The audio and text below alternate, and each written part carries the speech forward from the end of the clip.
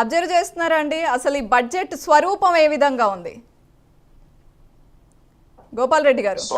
స్వరూపం అయితే బాగానే ఉంది, కానీ 15% వృద్ధి దృష్టిలో పెట్టుకొని ఈ యొక్క బడ్జెట్ ని రూపొందించడం అని చెప్పేసి చెప్పడం జరిగింది.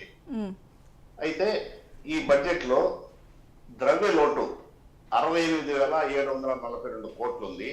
రైట్. రెవెన్యూ లోటు 34,712 కోట్లు ఉంది. వీళ్ళు అభివృద్ధి అన్నారు కానీ ఈ లోటుని ఏ విధంగా భర్తీ చేస్తారనేది చెప్పలేదు.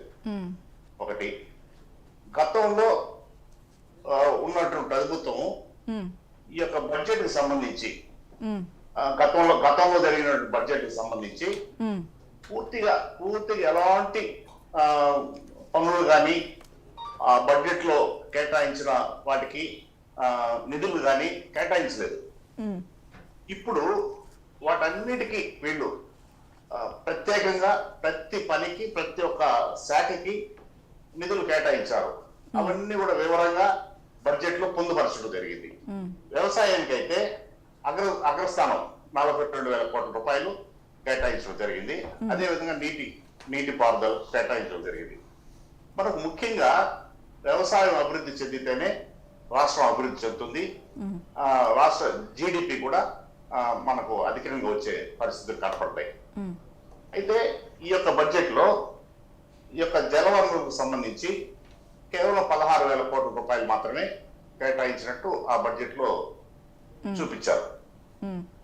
ఈ గతంలో ఈ యొక్క వైసీపీ ప్రభుత్వం ఈ యొక్క నీటిపారుదలని పూర్తిగా నిర్వీర్యం చేసేసింది. ఏది కూడా ఎక్కడ కూడా పనులు కానీ ఒక ప్రాజెక్ట్ కానీ ఎక్కడ కూడా చేపట్టిన పాపం పోలేదు.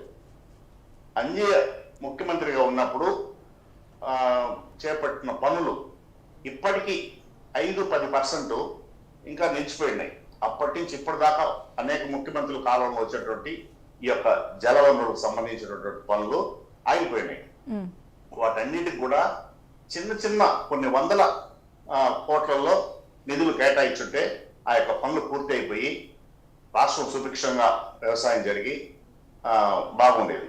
అయితే గత ప్రభుత్వం 167 ప్రాజెక్టుల్ని పూర్తిగా రద్దు చేయడం జరిగింది.